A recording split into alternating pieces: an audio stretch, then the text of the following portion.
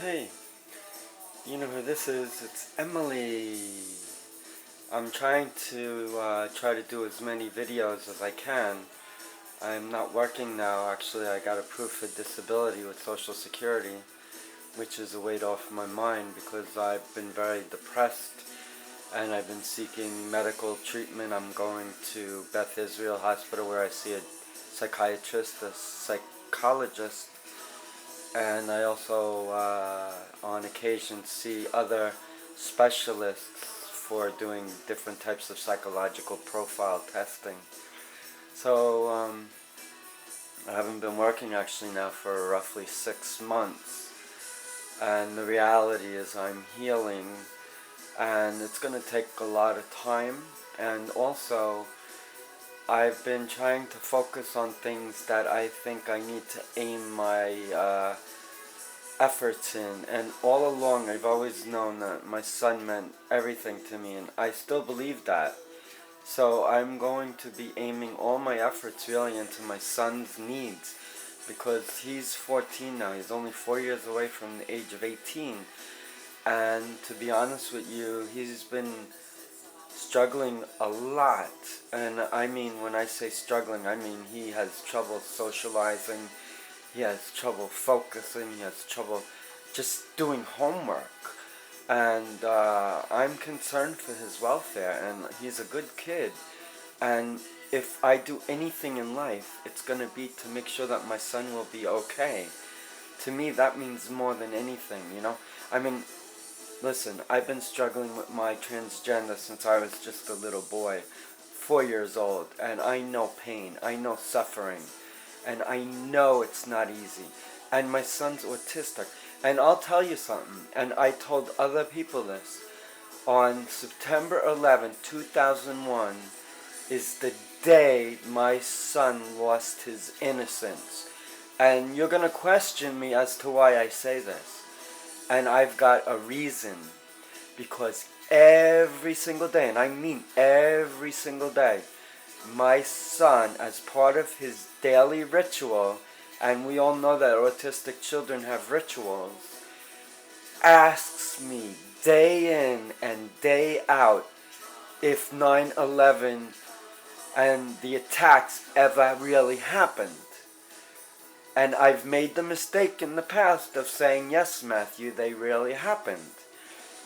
And I suffered the whole day with my son telling me how much life sucks, how much he wished he was never born, how he thinks the world is a terrible place. And you know something? I can't disagree. However, I cannot have my son constantly saying how much he hates life, and you know, I've got to draw a point. So I started giving in to him and saying, yes, Maddie, in your mind, it's okay to believe that 9/11 hadn't happened. And if that's going to help him feel better, then that's what I have to do. I think what I really need to do, though, is take my son for a trip into the city. We'll take the Long Island Railroad, because I'm not driving much anymore since I've been taking lots of medications. I'm talking about lots of medications for depression. I'm taking my hormone pills. So I'm opting to take the trains now. Even when I go to my doctor appointments, I take the trains. But I think it would be good if I took my son and we went to the where they're building the new building, the World Trade Center. I thought it was the Freedom Tower, but my son tells me otherwise, that it's World Trade Center. I'm not really sure about that. But if I bring him to the memorial, maybe that will bring a sense of closure to him. That's what I'm hoping. And I know that Maddie is a sensitive kid, because I'm a sensitive person myself. And it's taken me a long time to come out and to open up and be Emily. And in the process, I feel that I've become a stronger person. I'm not saying that I was not able to cope as Ed, because I'm telling you something, Ed was a good person, and I am very proud of myself when I lived as Ed. Ed was a sweet person, a good guy, and I would say he was very shy, and definitely had a very low self-esteem, but he always had a good heart, and he tried to do the best he could. And I think that's the main thing in life, is that you try to do the best you can. And I think in life, no matter how hard things get, no matter how much adversity you face, no matter how much tragedy you encounter, you still have to get up the next day. If you have responsibilities, I have a son, I have a wife, I have a house, I have responsibilities. I used to get up and go to work every day, but I am not able to work right now, and I don't know when I'll be able to work again. I may never be able to work again. The bottom line is that work to me is important, but it's not everything. I'm getting up in age. I'm not a kid anymore. I'm 52. And, one thing I must say, though, is that since I started transitioning, I feel a lot younger than I actually am. And I would even go to the point of saying that I feel like I'm in my 30s, when in actuality I am 50s. So I've been complimented too. I've been told how I look pretty good. So, I'm going to live with that, and I'm going to be happy about that, because I'll tell you one thing, that's a heck of a lot better than feeling depressed. And believe me, I know what depression is. Depression takes away everything that you've done in your life. It just eats at you. And I saw it with my mom. I saw it with my dad. I see it with me and my son. And it's no good. You have to try to find a way to deal with your depression. I'm taking medication. I'm going to doctors. I go to Beth Israel weekly. And I go to Callan Lord for my transitional, follow-ups, because transitioning too is a big ordeal. Taking the hormones, I haven't done anything beyond that right now. If you asked me if I wanted to do surgery, I would say in a heartbeat I would. But given the fact that I've been in the mental hospital on 4 separate occasions in the last 6 months, I don't think I would get doctor approval right now. And also, I have a son who's 14 who hopefully will go to college. And I have some money saved for that reason. And I'm just grateful that I'm on disability, and I really need disability because I am really struggling. And, I still face the possibility of losing my house, foreclosure.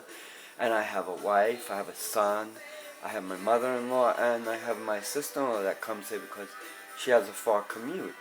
She works as a nurse in Queens, and she lives way out in Suffolk County, out past Stony Brook, I believe. So, she's part of our family, so we allow her to stay here, and that's fine.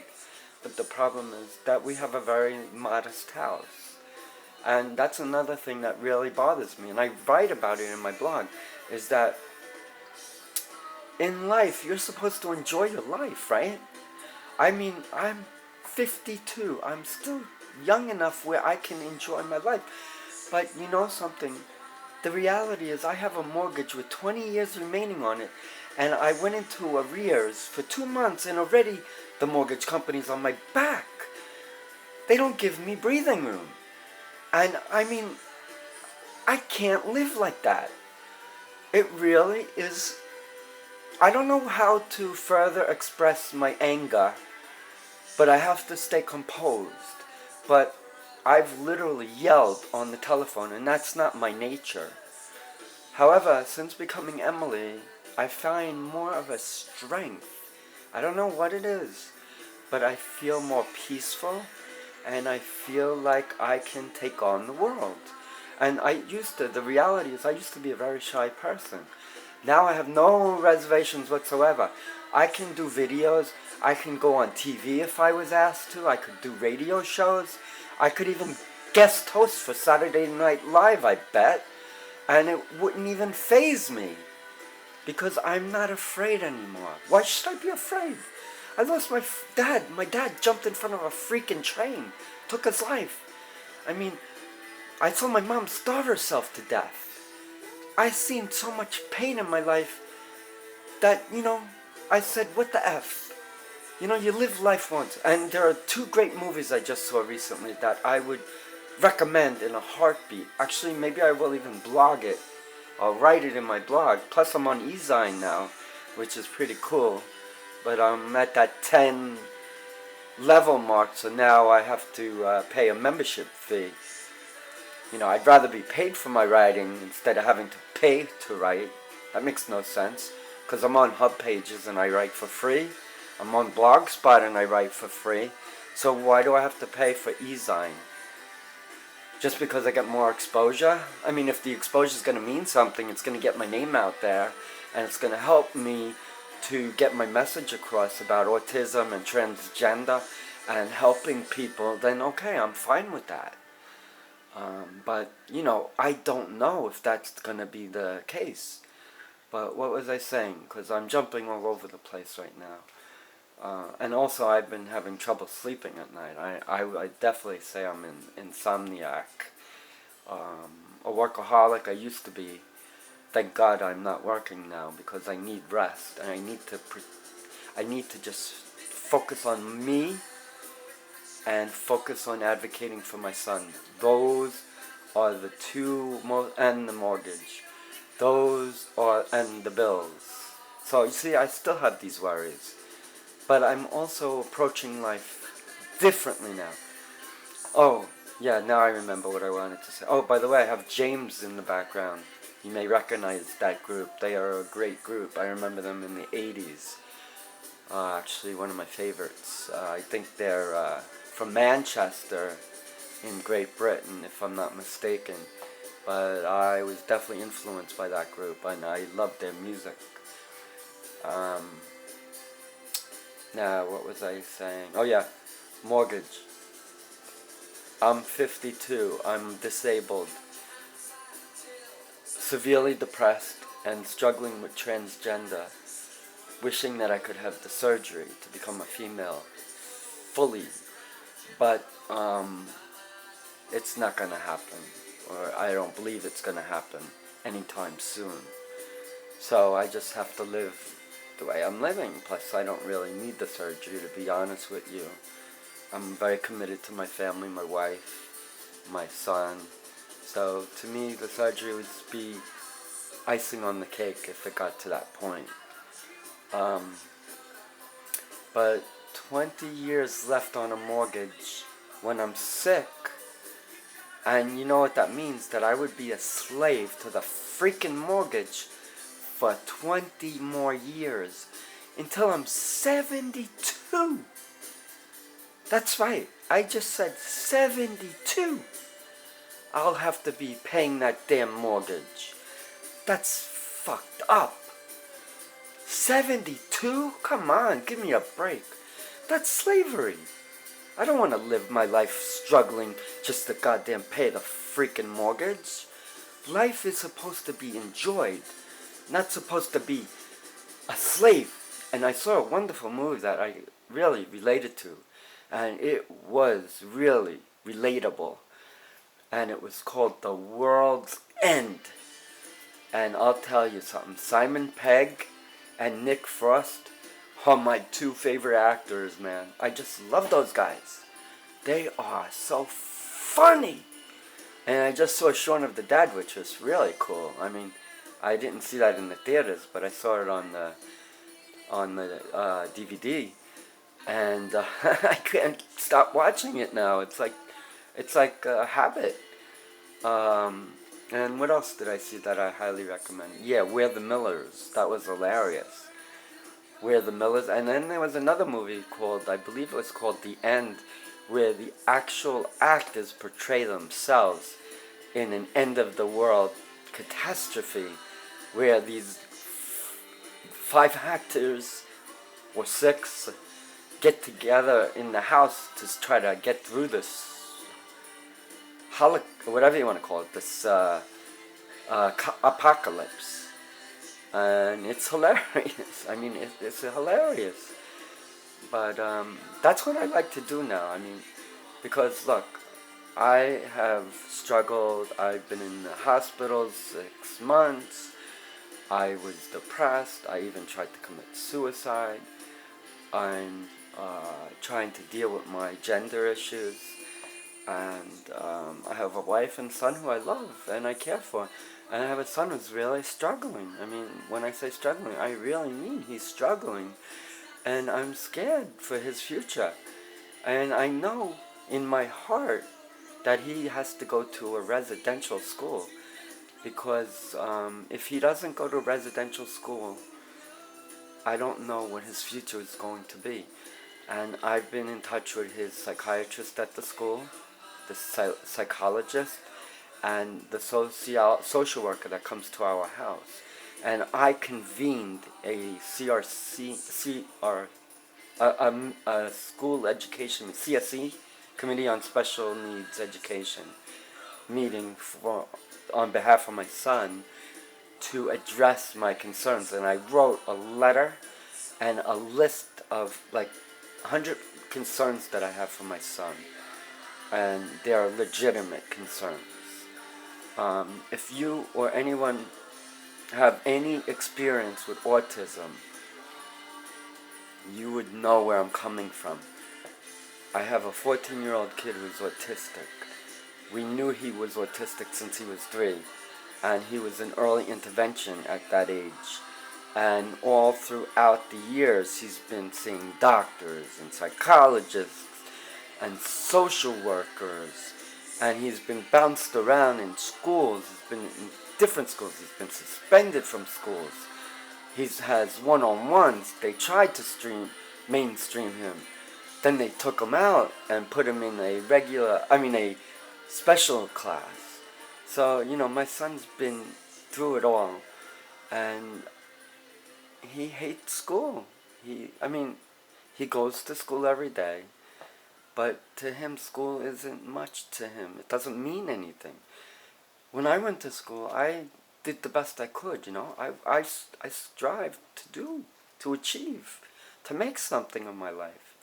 I went to school. I wanted to study. I wanted to be somewhere in math, science, engineering, and I gravitated to that. I was a mechanical engineer, went to a great school, Virginia Tech. I started at Nassau, and I went to Hofstra too to continue my education, to get a business degree in accounting so I could have a CPA. So I kind of combined the mechanical engineering technical background with a business background in accounting. And, I did okay. I'm not like super financially successful. Not successful in that regard, but as a person who wanted to do something, I feel good. And I struggled all my life. I truly struggled. I struggled with shyness. I struggled with self-esteem issues. I struggled with making friends. And I'm going to tell you something. I have a coach that to this day has reached out to me, and we've renewed our friendship, because when I was in high school, I had come to a point where I was a loner, and I was cut from tryouts on the high school baseball team, and baseball was my sport. I loved baseball. I played second base and occasionally shortstop, and I just felt really I could connect as a ball player. And plus it helped me because being transgender, you can't cross-dress all the time, and I couldn't dress at all in public. So anytime I cross-dressed, it was underneath my boy clothes. But when I played baseball, it took me away from the transgender feelings for that short time, and it was healthy. But when I got cut, I was devastated, and I couldn't talk to anybody. My mom was in the hospital. My dad goes to bed early because he's an iron worker, and he had to be up at 4 in the morning every day. So, he'd be in bed before 9 o'clock. So, and my sisters were doing their own things, and I couldn't relate to them. I loved them, but we didn't really relate to each other, and I couldn't tell them about my transgender situation. So I was lonely, and one night I was thinking, wouldn't it be nice if I could just go to sleep and never wake up? And that's how I felt. I wanted to go to sleep and never wake up, and the only way I figured I could do it is to go to the medicine cabinet and take a mix of aspirin and sleeping pills. And I planned this in my mind to do it on the weekend. It was Wednesday midweek when I thought about it, because I learned that I got cut from the baseball team the day before. And, I was good with school, I got good grades, but it wasn't enough for me. And then something happened. And I wrote about this too in a blog. I was on the lunch line, and I didn't know him personally, but I knew he was a school teacher. I didn't know he was a coach, but he came up to me and he said, "I want you to run for me." And I said, "What?" He said, "Yeah, I want you to run for me." And I said, "What do you mean, coach?" I called him coach because I figured if he wants me to run for him, then I address him as a coach. He said, "Son, I want you to run for John F. Kennedy High School cross country." And I was unbelievably in awe that somebody came to me and believed in me and said they wanted me to be part of a team when I was just cut from another team. And it just made my day. And those feelings that I had the night before just vanished. And I'll tell you, if it wasn't for Coach, I don't know if I would have been here.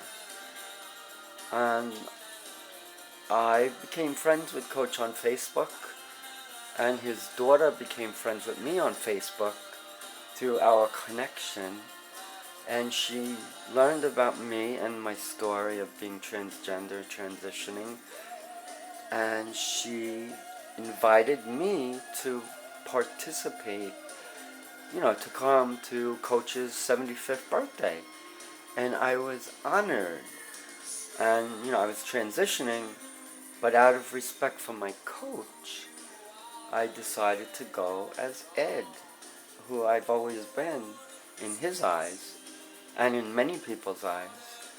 And I'm proud of being Ed. Ed was a good guy. There's nothing wrong with being Ed. But the problem was that I was not a boy in my mind, heart, and soul. I was a girl. And I only wanted to be a girl. I dressed like a girl when I could, but I couldn't dress freely. I was trapped. And to be trapped means you can't express yourself. And that is the worst feeling in the world. When you can't really be true to who you are as a person, why do you want to live in a world where people don't accept you? That sucks, man. I mean, I was so conflicted. And I really had trouble, I had a lot of trouble. I was mentally there. My mother had her own problems. I went and visited her many times at the hospital. And I stated it in another video that I literally watched my mother deteriorate in front of us. And it was painful. And my dad was strong. But, there's only so much you can take, And my dad had a problem too. And he drowned his sorrows in the bottle, drinking. That was how he escaped his pain. Me, I escaped my pain by going shopping, by wearing dresses, by living my life as I've always felt inside I should, as a female. I dressed and I lived as a woman in my heart, in my mind, in my soul. I dressed like I wanted to, and I dressed how I felt good. But did I dress in public? No way, because I was scared. And to be scared about living your life means you're not really living. And if I can get my message across to people, and I mean it, seriously, I will do anything in my power to advocate not only for myself and transgenders, but for my son and autistic children and autistic adults, transgender children, transgender youth, transgender adults, because we are people. We have rights. We have the right to live as we feel and not be condemned for it, not be discriminated for it.